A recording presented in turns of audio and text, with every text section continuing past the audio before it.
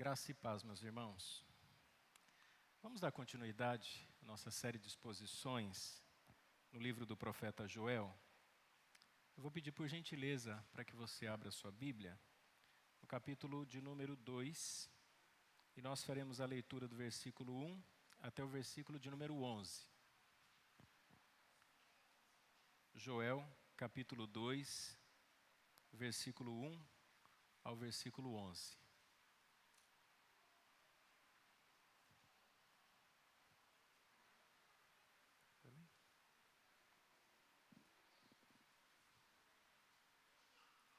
Amém? Vamos fazer a leitura da palavra de Deus. Joel, capítulo 2, do versículo 1 ao 11, diz assim: Tocai a buzina em Sião, e clamai em alta voz no monte da minha santidade.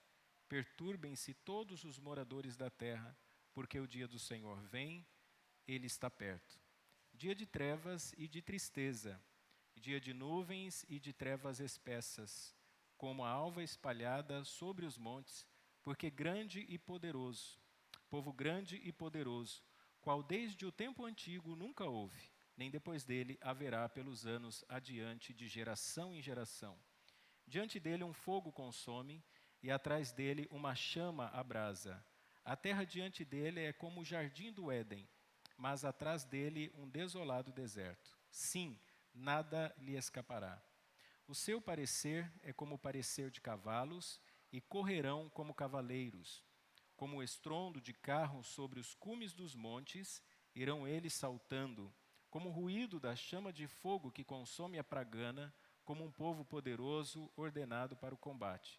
Diante dele temerão os povos, todos os rostos são como a tisnadura da panela, como valentes correrão, como homens de guerra subirão os muros, e irá cada um nos seus caminhos, e não se desviarão da sua fileira.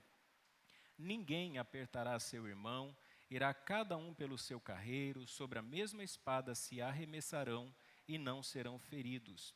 Irão pela cidade, correrão pelos muros, subirão às casas, pelas janelas entrarão como ladrão.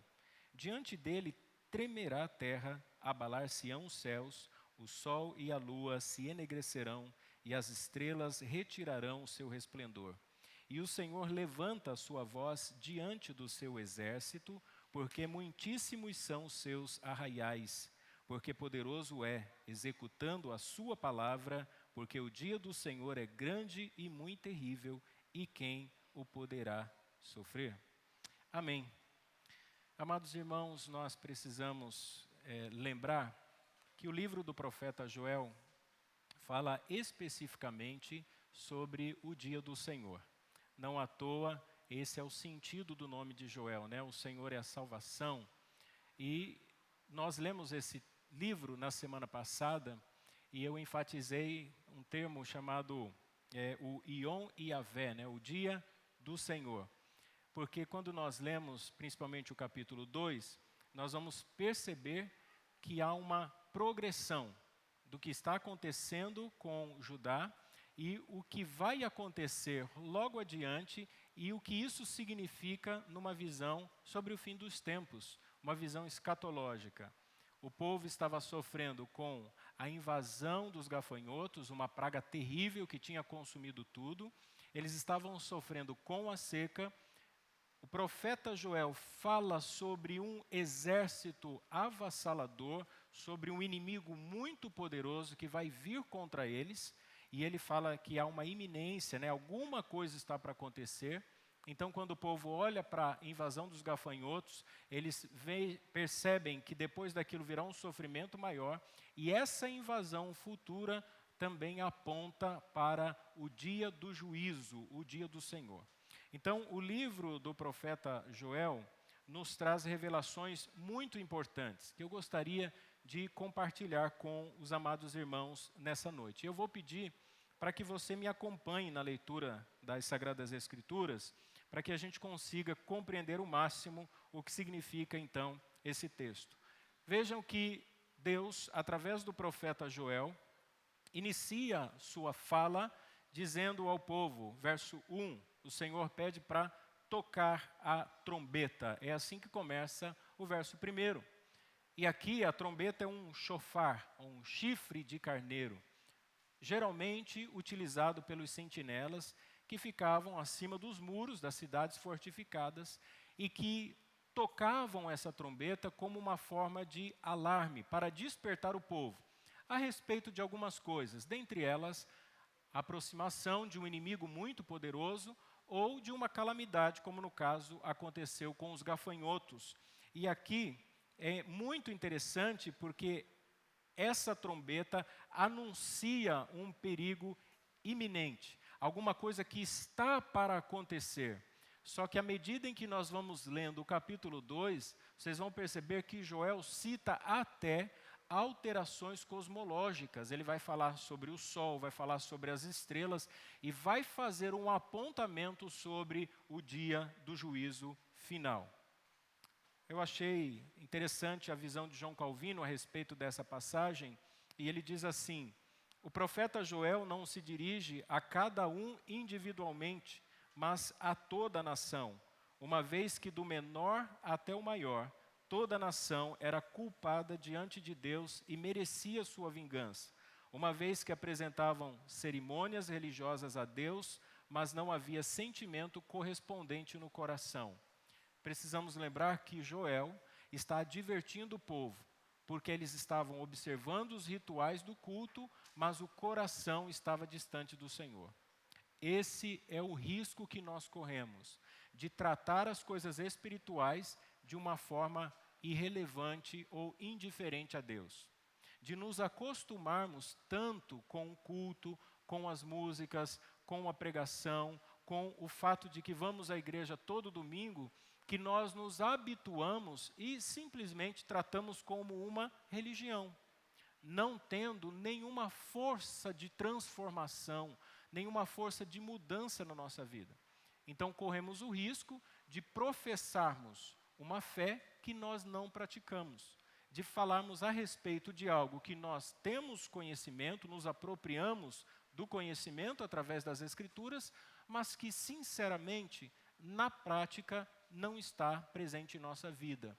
Esse é um grande risco que nós corremos. O povo, muito, mas muito mais religioso do que nós, eles observavam cuidadosamente todos os rituais do culto. Eles ofereciam sacrifício, eles iam ao sacerdote, o sacerdote fazia análise. É fato que muitas vezes, sabendo que o animal não era próprio para o sacrifício, era conivente com aquilo, porque eles haviam se acostumado, se apegaram ao templo, se apegaram à lei, se apegaram ao sacerdócio, se apegaram aos ritos, se apegaram às promessas e se esqueceram do juízo.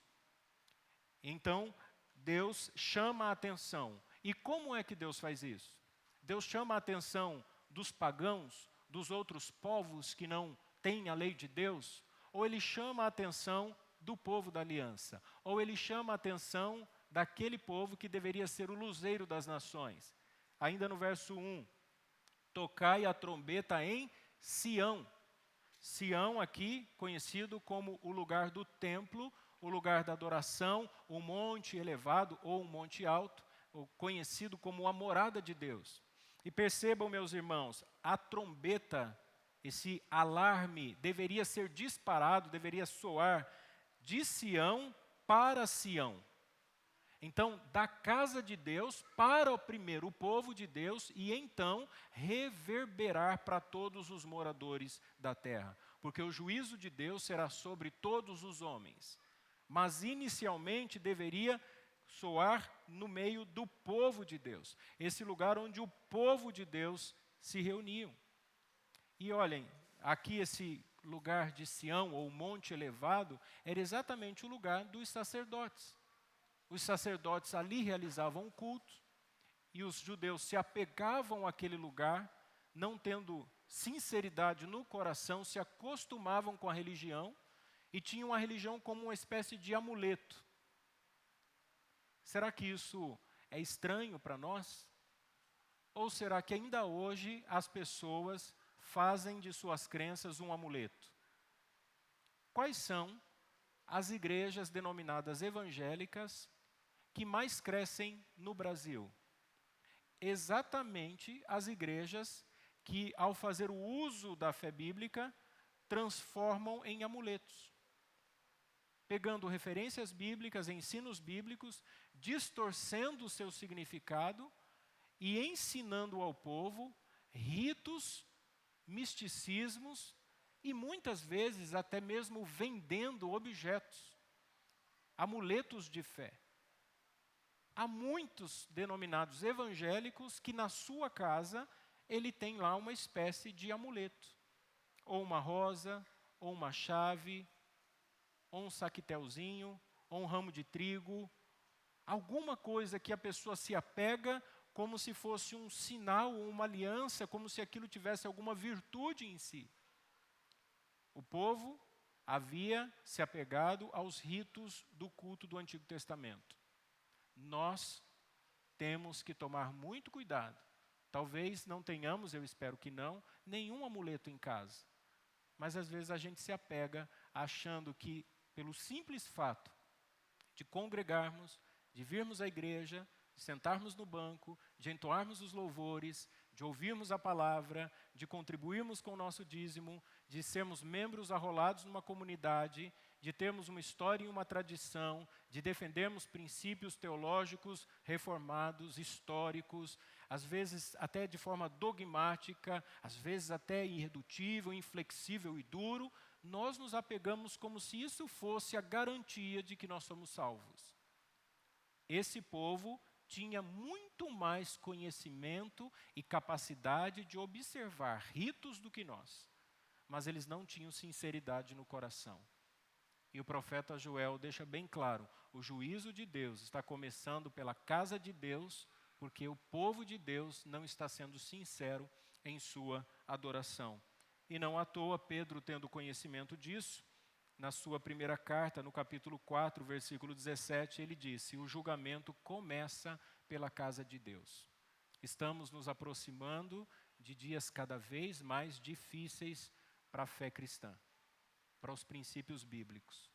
Hoje mesmo eu vi o anúncio de um livro de uma mulher formada em teologia, em que ela desafia teólogos para um debate, em que ela apresenta o todos, todas e todes, e ela tenta mostrar teologicamente que a igreja criou essa resistência à ideologia de gênero.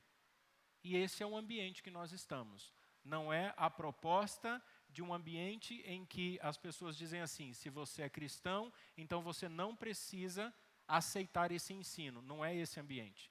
O ambiente inóspito é: nós ensinamos isso e vocês cristãos são obrigados, e nós os desafiamos a discutir sobre isso. Eles querem que a igreja aceite isso e não vão parar. E não vão deixar de conquistar adeptos. Muitos pastores, antes respeitados e admirados, quem acompanha as redes sociais sabem do que eu estou falando. Hoje se denominam pastores de igrejas inclusivas. Pastores progressistas, pastores que começaram na defesa da teologia da libertação, que voltou os olhos para denominado politicamente de minorias, e aí começou a defender os direitos das minorias com a inclusão na convivência comunitária, inclusive com a participação no denominado sacramentos dessas igrejas. Então, os pastores estão mudando, pessoas estão mudando, e aqueles que estão dispostos a manter uma fé bíblica, cristocêntrica, estejam preparados, porque os dias serão difíceis. Há outras dificuldades também presentes no nosso tempo, que decorre, por exemplo, do entretenimento. Os irmãos sabem que há uma concorrência entre o exercício disciplinar de uma vida piedosa e o entregar-se aos prazeres e às paixões desse mundo. E nós somos assediados, e nós, pelo desejo do coração, procuramos essas coisas. Nós gostamos de conforto, nós gostamos do bem-estar, de viver ao bel prazer, nós gostamos de satisfazer os desejos da nossa carne, nós estamos o tempo todo preocupados em atender algum desejo ou alguma demanda do nosso coração. E esse também é um grande desafio que nós enfrentamos. A Fragmentação familiar também é outro desafio. Diferente de contextos mais antigos, em que as famílias eram mais unidas, em que era comum o pai ter a mãe e os filhos ao redor da mesa para pelo menos uma refeição durante o dia, no tempo em que os filhos obedeciam aos pais, no tempo em que se exercia a disciplina com vara, no tempo em que os homens eram mais fortes porque eram lançados ao mercado de trabalho muito mais cedo, eram desafiados muito mais cedo. Hoje nós estamos vivendo um tempo desafiador, um tempo de conforto, um tempo em que tudo acontece de forma muito rápida, então as pessoas não têm paciência, ficam extremamente ansiosos. Uma criança já muito cedo tem acesso ao celular, a mente é muito mais agitada. Então, hoje é um grande desafio para os pais formar o caráter de Cristo em seus filhos. Diferente de um tempo passado, que tinha também os seus desafios. Hoje, denominaram a atual geração, eu acho até uma forma injusta, né, a chamada geração Nutella. Eu acho injusto, não é porque eu acho que a meninada tem uma vida confortável, é porque ninguém tem condição de comer Nutella, né? Fala como se Nutella tivesse presente na casa de todo mundo. Nutella é muito bom, mas não é todo mundo que tem condições. Talvez por isso, né, seja denominado geração Nutella. Eu ouvi um menino dizendo para o pai, na semana passada, assim: pai, eu descobri que eu sou geração Nutella, eu sou um Nutelinha. O pai falou: que isso, rapaz, você é raiz. Ele falou: não, pai, eu gosto de ser Nutelinha. Eu falei: meu Deus, agora pronto, né? Porque nós temos um rompimento de geração. Os filhos não pensam como os pais. A universidade, a escola, os professores, cada um com o seu papel, os educadores, os youtubers, os meios de comunicação, esse aglomerado de informação, esse amontoado de informação tem forjado mudanças no caráter das crianças.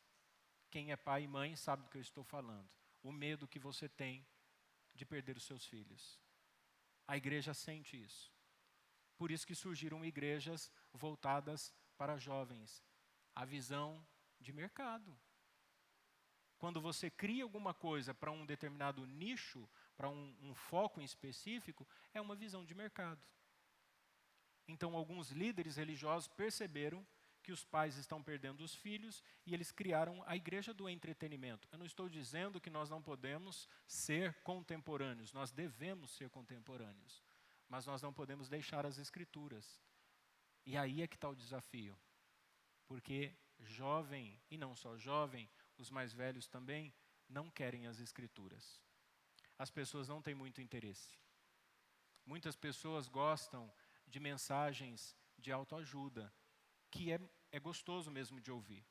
Quando a gente está chateado, quando a gente está cansado, quando você está endividado, quando você está com um problema e você escuta alguém dizendo assim: olha, tudo vai dar certo, você é o centro do coração de Jesus, Deus faz tudo por você, o Senhor vai fazer tudo aquilo que você precisa, tome posse, se aproprie. Não é gostoso ouvir isso? Você já imaginou?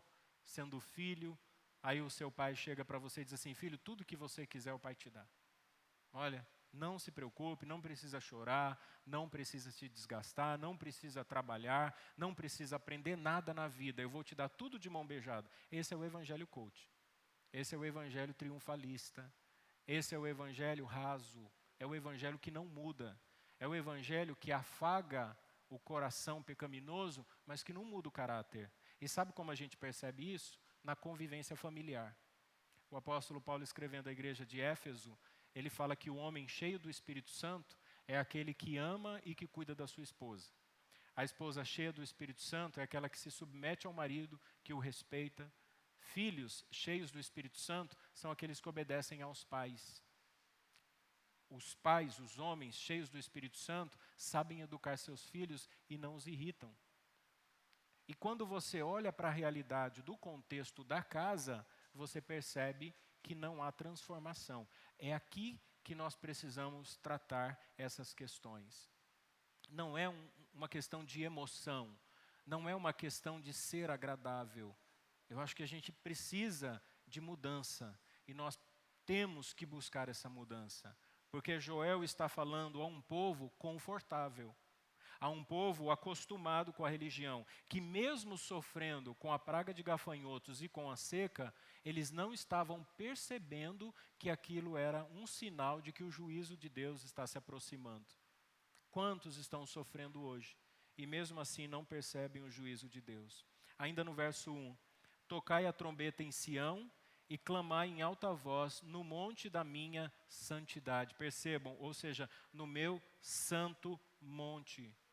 O alarme que antigamente soava para fora dos muros como um sinal de que alguma coisa ruim estava acontecendo, agora ele deve soar principalmente dentro dos muros. Então, mais do que pregar para fora, nós temos que pregar para dentro.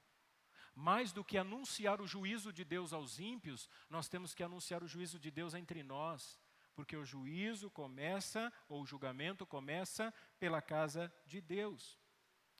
E Joel diz assim, olha, o Senhor está anunciando não apenas uma guerra, porque os assírios estavam se organizando com o desejo expansionista, eles iam avançar sobre o povo de Deus e destruí-los.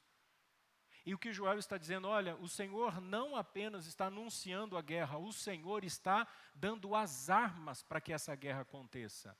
Uau! Não é só o anúncio de uma guerra, Joel está dizendo, o Senhor está guerreando.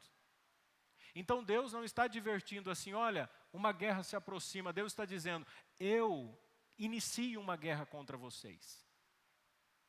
Esse aqui é o cerne da mensagem de Joel.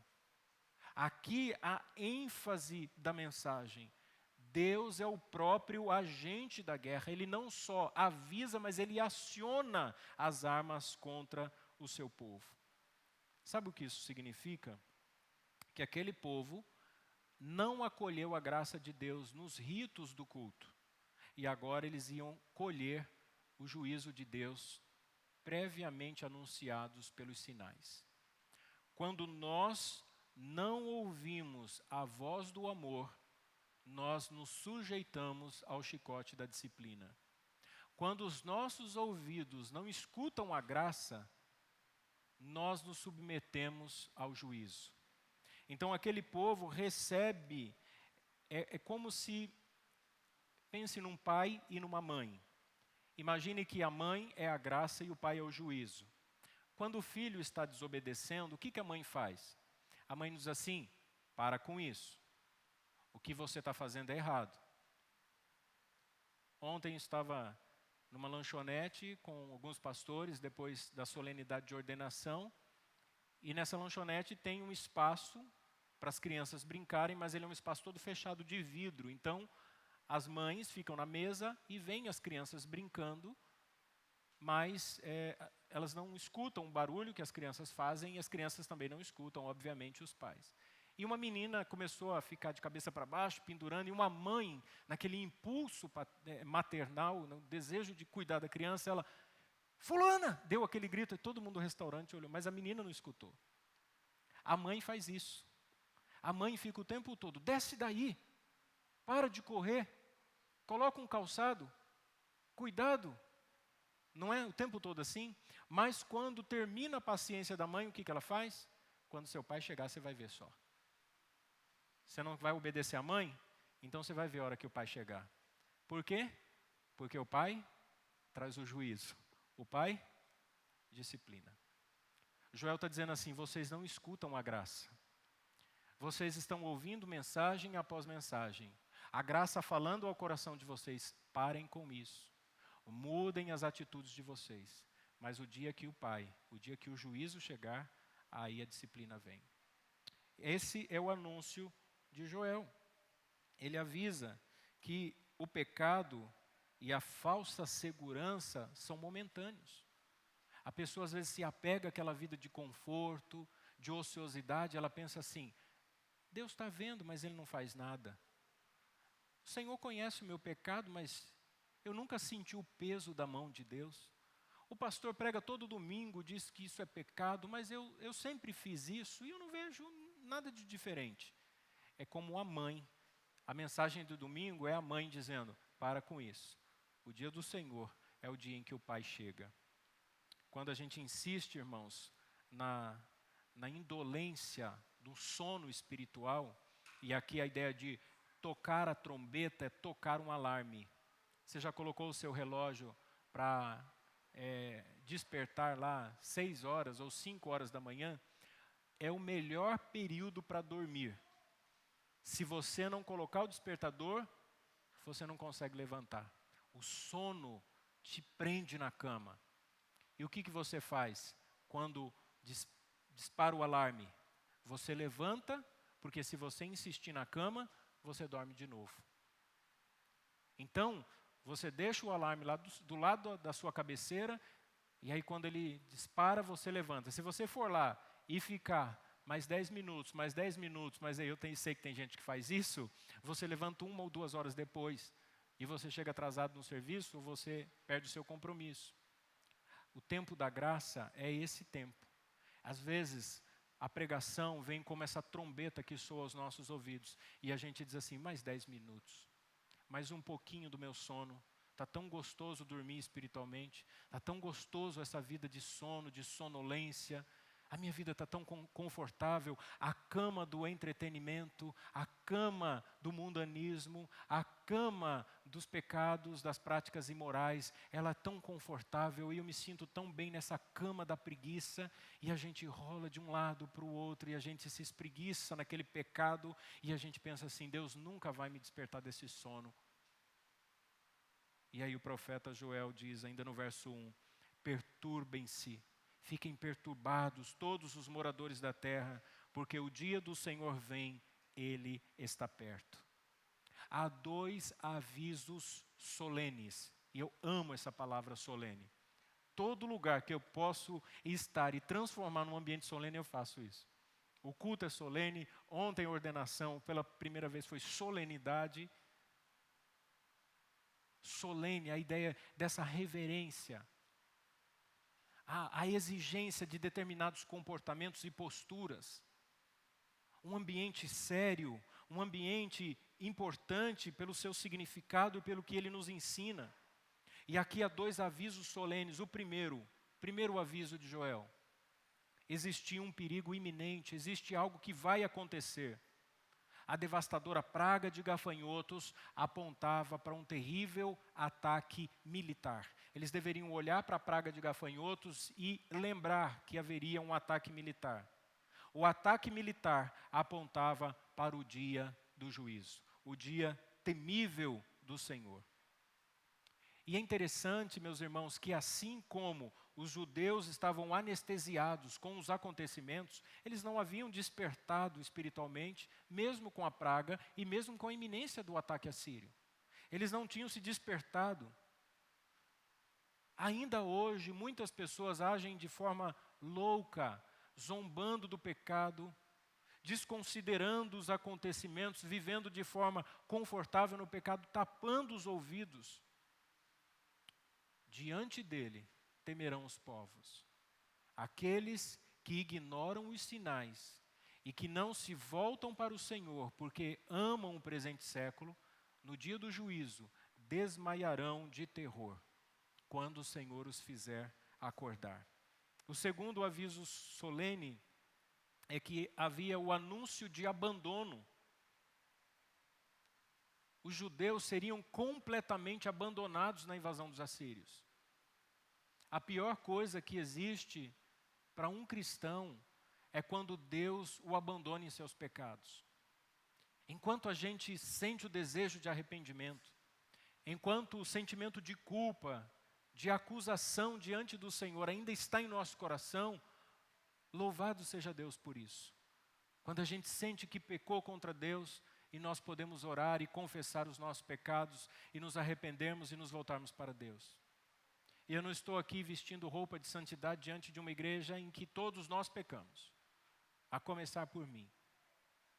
Mas eu louvo a Deus, porque toda vez que eu peco, eu sou tomado por um sentimento de angústia e de tristeza pelo pecado cometido. E o apóstolo Paulo diz que o verdadeiro arrependimento é uma tristeza que Deus coloca em nosso coração. Deus nos constrange de tal maneira que nós nos sentimos tristes e envergonhados pelo pecado que cometemos. Então, se você peca e você sente vergonha dos seus pecados, louve ao Senhor por isso, porque só há arrependimento no coração daqueles que são entristecidos pelos erros que cometeram. O que não acontece no coração de alguém anestesiado, de alguém enrijecido, de alguém endurecido pela prática pecaminosa. John Owen, falando sobre a mortificação da carne, ele chama a atenção dos membros de sua igreja dizendo o seguinte: amados irmãos, lutem todo santo dia contra os desejos do seu coração. Todos nós somos assediados todos os dias, não é um dia ou outro dia, e não é uma pessoa ou outra, todos nós. Todos nós somos atraídos pelo pecado. Todos nós sofremos tentações o tempo todo. Nós devemos estar engajados nessa luta contra o pecado, contra os desejos do coração. E quando nós pecamos e sentimos tristeza, o Senhor nos leva ao arrependimento e confessamos os nossos pecados. Então, o aviso aqui é de que eles seriam abandonados às suas práticas, é de que eles seriam abandonados ao ataque dos assírios. Interessante como os homens agem rapidamente para fugirem dos males temporais e das calamidades, como aconteceu recentemente em São Sebastião, Caraguatatuba, as inundações, Ubatuba, como acontecem guerras como na Ucrânia e tantas tragédias pelo mundo, como o terremoto da Síria, da Turquia, como as pessoas se mobilizam para resolver as coisas de uma forma mais rápida possível. Mas os mesmos que assim o fazem não se preocupam nem um pouco com o anúncio do juízo vindouro. Nós ficamos preocupados com a nossa vida, ficamos preocupados e devemos cuidar mesmo da nossa vida financeira, da nossa saúde. Nós planejamos tudo, ou pelo menos devíamos planejar. Alguns já pensam na aposentadoria, como viverão, do que viverão, onde viverão, o que eu vou comer, o que eu vou vestir, quando eu precisar de cuidados, quem cuidará de mim, quais recursos eu vou ter. Não nos preocupamos com isso todos os dias? Claro que sim, mas também deveríamos nos preocupar com o dia do Senhor. E o dia do Senhor, como o dia do juízo, é claramente retratado como, por exemplo, o dia do culto, o dia do Senhor em serviço de adoração.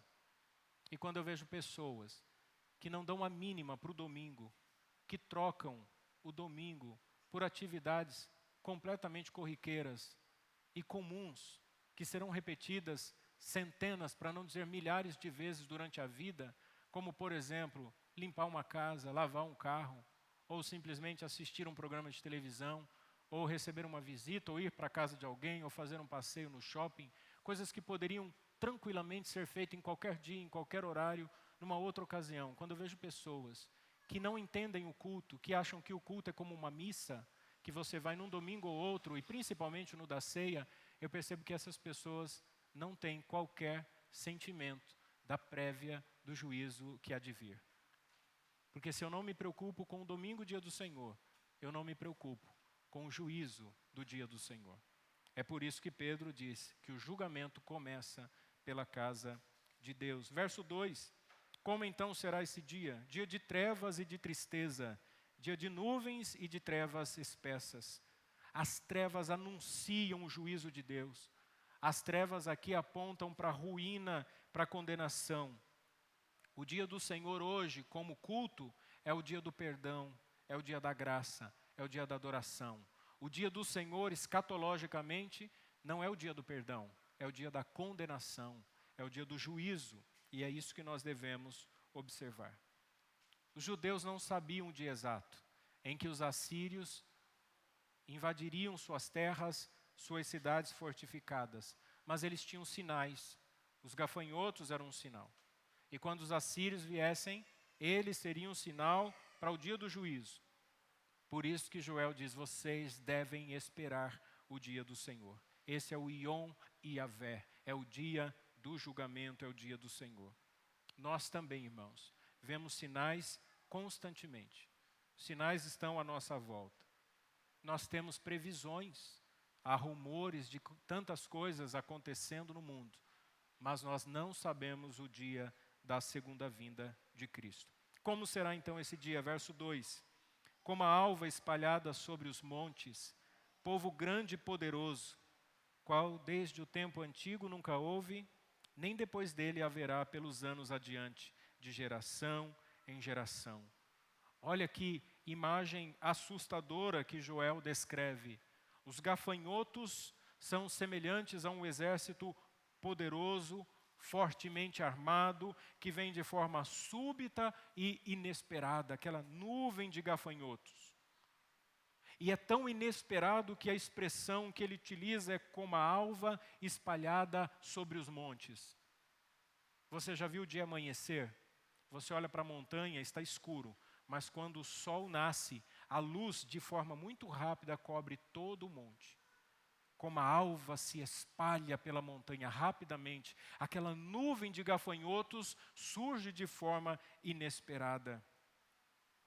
E é muito importante nós observarmos isso. Por quê? Porque no capítulo anterior ele disse assim: nem mesmo os lavradores poderiam impedir a destruição dos gafanhotos. Os lavradores poderiam tentar uma nova colheita, tentar uma nova safra, mas os gafanhotos destruiriam tudo. E Deus estava dizendo: eu os abandonarei, eu deixarei vocês à mercê da invasão do exército inimigo e vocês serão destruídos. Semelhantemente é o dia do Senhor que se aproxima. Verso 3: diante dele um fogo consome e atrás dele uma chama abrasa. A terra diante dele é como o jardim do Éden, mas atrás dele um desolado deserto. Sim, nada lhe escapará. Não existiria escapatória. Vejam, a vegetação foi destruída pelos gafanhotos, todos os animais destruídos pela seca, os judeus destruídos pelos assírios em sua marcha expansiva. Joel está dizendo nada. Os assírios eram conhecidos pela sua crueldade. Quando eles invadiam uma cidade fortificada, eles matavam homens, mulheres e crianças, tiravam as cabeças e faziam montanhas de cabeças na entrada da cidade, como um anúncio de que aquele lugar havia sido dominado pelos assírios. Esse era o terror que deveria tomar o coração de todos aqueles judeus. Joel está dizendo: os ritos da religião não poderão salvar vocês. Vocês praticam a religião e vocês fazem isso de forma deleitosa. Ele diz assim: é como o jardim do Éden. Mas na verdade, depois da invasão dos assírios, será como um deserto desolado, sem nada, sem vida, nada ficará como está. Eles destruirão tudo. O pecado, ele traz o DNA da morte. Aqueles judeus estavam vivendo em pecado. Eles estavam acostumados à religião e foi inevitável a sua destruição. Verso 4. O seu parecer é como o parecer de cavalos e correrão como cavaleiros. Joel usa uma linguagem tão vívida, digna de filme de Hollywood. É como se os judeus conseguissem assistir uma tela dos acontecimentos previstos por Joel. E ele diz então que o parecer era parecer de cavalos. Você já viu um gafanhoto? A cabeça do gafanhoto tem o formato de um cavalo. Os italianos chamam os gafanhotos de cavalinhos. Os alemães chamam de cavalo de feno. Eles eram comparados, e são até hoje, a cavalos, por diversas razões. Primeiro, pela aparência, suas pernas, a sua cabeça, o formato do seu corpo, a sua força, a sua agilidade e a sua forma organizada militarmente. Os gafanhotos agem em bando, os cavalos treinados também militarmente. Warren Wiersbe, ele vai falar sobre essa passagem e ele vai dizer o seguinte: no tempo de Joel, a referência de que os gafanhotos eram como pequenos cavalos não era nada comparado aos assírios que viriam realmente montados em cavalos. Então essa expressão dele aqui tem a ver com o exército que vai ser anunciado. Verso 5, veja como é o exército. Como estrondo de carros sobre o cume dos montes. Esse monte de gafanhoto, vindo, destruindo tudo, comendo tudo pela frente, fazia um barulho como uma marcha de carros de guerra, um som assustador, e diante deles nenhum obstáculo permanecia. Nada, eles devoravam tudo, o barulho era assustador. Eu lembro que, eu não sei se ainda está acontecendo isso, mas descendo a Carlos Lacerda, tem uma adega e se encontram centenas e centenas de motoqueiros. E quando a polícia chega, o barulho é ensurdecedor. Eles se reuniram um tempo atrás aqui, passaram durante o culto, os irmãos sabem do que eu estou falando. O barulho, centenas de motos acelerando ao mesmo tempo e todo mundo correndo, um barulho que coloca em pânico uma pessoa. Os gafanhotos estavam assim, aquele barulho terrível, e os judeus entram em pânico. Veja o verso 5. Irão eles saltando como o ruído da chama de fogo que consome a pragana. Eles têm uma mandíbula tão forte que à medida em que eles mastigavam a vegetação, o barulho estralando era como tacar fogo na palha, no mato seco. Você já viu aquele barulho estridente, aquele barulho fica estralando o tempo todo? E era assim o barulho que os gafanhotos estavam fazendo, e aquilo causava pânico. E Joel diz, eles são devoradores como o fogo lambe, o fogo consome, o fogo domina tudo, e os gafanhotos vêm avançando e consumindo tudo pela frente. Como um povo poderoso ordenado para o combate. Agora Joel começa a fazer a transição da praga para o exército inimigo. Os gafanhotos avançam unidos, coesos, numa formação indestrutível. Os dois sons emitidos por eles, da mandíbula comendo a vegetação e das asas voando, causam pânico nos judeus. Mas o pior ainda estava por vir. O numeroso exército assírio, forte, organizado. Os judeus não conseguiriam resistir aos assírios. Verso 6. Diante dele temerão os povos.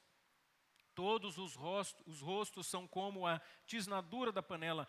Sabe o que é tisnadura? Quando você, principalmente quem usa fogão a lenha, quando você coloca no fogo da lenha, a fumaça, o fogo, deixa o fundo da panela preto. Aquela panela queimada. Você já viu pessoas no meio de escombros de uma guerra? Elas saem com o rosto todo preto, da fumaça, da sujeira, o cansaço, pessoas machucadas. Ele diz assim, olha, diante dele temerão os povos, e o rosto dos judeus serão como a tisnadura da panela, aquele bando de gente machucada, de gente clamando pela vida, de gente com o rosto escurecido, o do rosto sujo. Deus trouxe em sua soberania um exército poderoso para punir os judeus. E agora, ele começa então a descrever a sua invasão. E ele faz isso de 4 maneiras. Vejam, primeiro, o exército assírio será uma invasão corajosa. No versículo 7, só a parte A. Como valentes correrão, como homens de guerra, subirão os muros. Nada fará o exército assírio retroceder.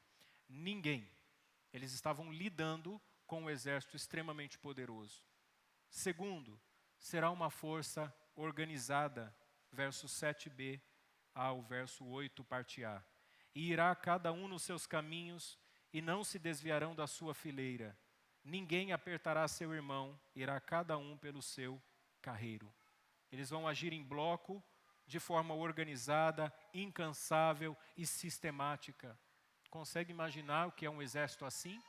Pessoas extremamente preparadas. Será uma força invencível. Versículo 8b até o 9a. Sobre a mesma espada se arremessarão e não serão feridos. Irão pela cidade, correrão pelos muros, subirão as casas.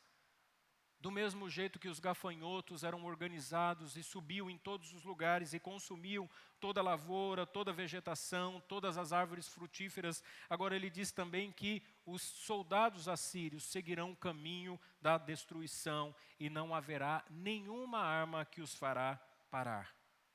Haviam muitas cidades fortificadas na Judéia, mas nenhuma delas conseguiria deter o exército invencível. E será uma força imprevisível, versículo 9, parte B. Pelas janelas entrarão como ladrão. Diferente do que ele vem falando até esse momento, a praga de gafanhotos era barulhenta, estrondosa e assustadora. O exército assírio também, na sua marcha expansionista, causando pânico e terror. Mas isso tudo como um sinal. Aí Joel diz: eles entrarão pelas janelas como ladrão. Ele está dizendo, será de uma forma imprescindível e sorrateira. Quem é que espera um ladrão? Ninguém. O ladrão entra na casa no momento em que ninguém espera. Ao mesmo tempo em que nós estamos vendo os sinais, em que nós estamos vendo os acontecimentos, em que é muito claro, muito visível a vinda de Jesus, mesmo assim, ela vai acontecer de forma inesperada. E isso não nos dá a zona de conforto para a gente pensar assim, talvez amanhã eu mude as minhas atitudes. Talvez amanhã eu seja diferente, porque a vinda de Jesus pode ser hoje. Então nós somos convocados a essa mudança. Os sinais estão aí, mas eu não sei quando o Senhor há de voltar. E aí Joel conclui dizendo que o próprio Deus, o Senhor Deus, o Iavé, é o comandante-chefe de toda a operação realizada. Versículo 10. Diante dele temerá a terra, abalar-se-ão os céus, o sol e a lua enegrecerão, e as estrelas retirarão o seu resplendor. Lembra do que eu disse? Que Joel começa falando sobre as pragas, fala sobre os assírios, e depois ele fala sobre acontecimentos cosmológicos. Isso aqui tem tudo a ver com o terror do grande e temível dia do Senhor. Na mente dos judeus, o escurecer o sol tem a ver com o tamanho da nuvem de gafanhotos. Eles fazem isso. Uma nuvem muito espessa e muito grande, enorme, cobria a claridade do sol, transformava o dia em noite, e as estrelas perdiam o seu brilho. Então o que Joel está dizendo é, assim como a praga ataca os elementos da própria natureza, também o dia do Senhor há de fazer de forma semelhante. E o mesmo apóstolo Pedro, que falou sobre o julgamento começando pela casa de Deus, agora na sua segunda carta, no capítulo 3, no versículo 10 ao 14, ele diz o seguinte, 2 Pedro, capítulo 3, versículo 10 ao 14, virá, entretanto, como ladrão o dia do Senhor, no qual os céus passarão com um estrepitoso estrondo, e os elementos se desfarão abrasados. Também a terra e as obras que nela existem serão atingidas.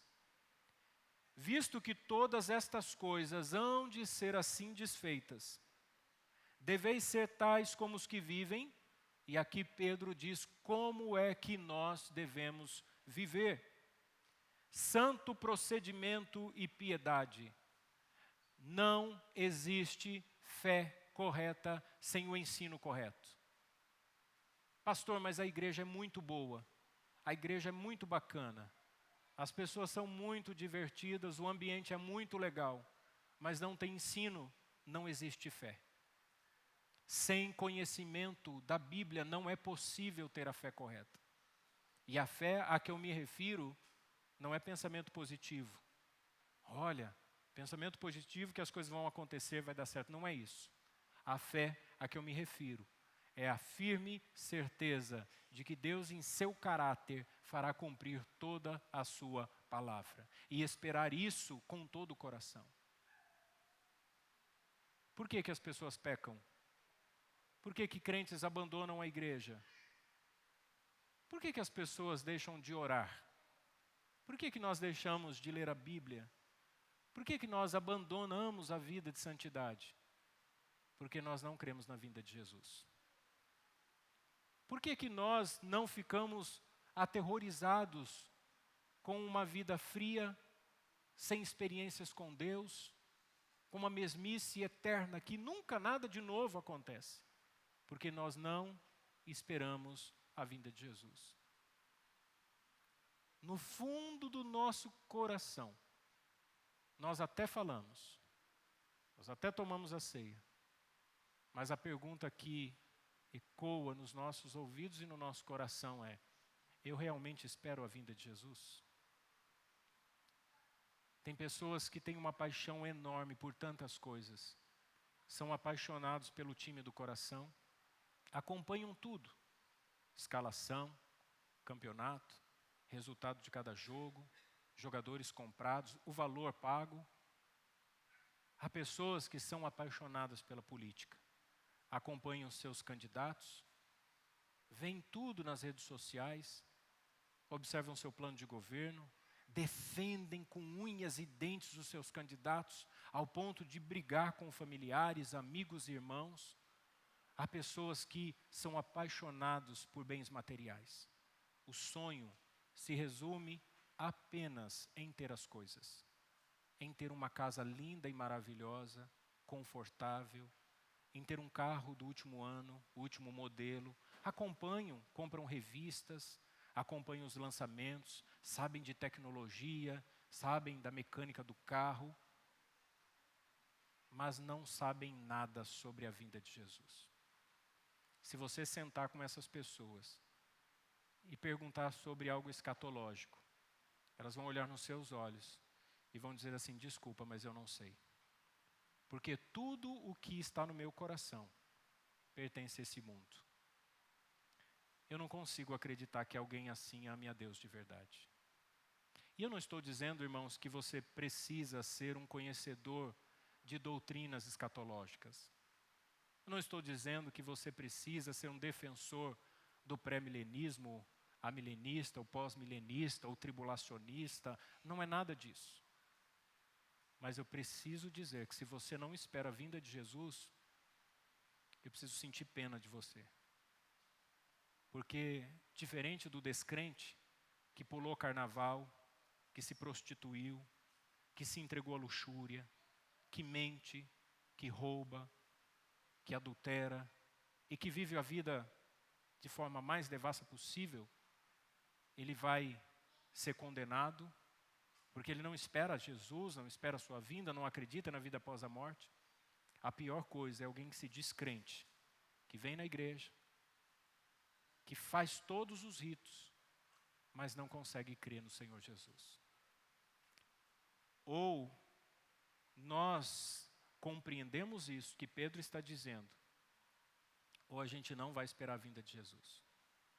Por isso Pedro diz assim: vivam em santo procedimento e piedade.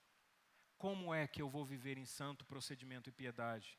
Ele diz: esperando e apressando a vinda do dia de Deus. Você já sonhou em fazer uma viagem? Acredito que sim. Como é que você apressa o dia da vinda? Você pensa assim: vou viajar para um lugar muito bacana e vou passar lá 30 dias. E você vai na agência de viagens e você pergunta o preço. E o agente de turismo diz assim para você: olha, fica tantos R$1.000. O resort, o translado, as praias, os passeios. E você diz: eu não tenho dinheiro para pagar. E aí o agente de turismo diz para você: você pode pagar em 36 vezes. E você assina um contrato. Você faz uma aliança. Você cria um pacto. Você está dentro de um pacto. Todos os meses você vai trabalhar para pagar uma parcela. E você vai fazendo isso na ansiedade e na perspectiva do dia da sua viagem. E você vai se sentir motivado. Você vai trabalhar com alegria, porque você vai receber e você vai pagar mais um boleto, mais uma parcela, e você vai dizer assim, agora só falta 35. Agora só falta 34. E aí de repente você diz assim, só falta 18. Só falta 17, e de repente só faltam 8. E vai apressando o dia, e o dia vai chegando. E quando falta 2, 3 parcelas, você diz assim, gente, você olha para a família e diz, está chegando o dia. Vamos trabalhar, vamos comprar roupa de banho, vamos guardar um dinheiro para a gente conhecer um restaurante, para fazer um passeio diferente. Não é assim? E quando chega, você vai naquela viagem dos sonhos. Quando nós lemos as Escrituras, Deus fez uma aliança conosco. O grande desejo do nosso coração não é a cura de uma enfermidade, embora nós oramos por isso. Não é a solução de problemas financeiros, embora nós buscamos isso. Não é sequer a resolução de conflitos na nossa casa. Mas é o dia em que nós estaremos com o Senhor. À medida em que esse dia vai se aproximando, eu olho no espelho e eu vejo os sinais do envelhecimento presente em mim, no meu físico. E eu louvo a Deus por isso. Eu não vou escapar da morte. Ela vai me pegar. Ela vai me pegar não porque ela é maior do que eu, mas porque Deus, o Criador, ordenou que ela assim o fizesse. É por isso, pode ser rico e poderoso, vai morrer como o homem simples e mais pobre que existe.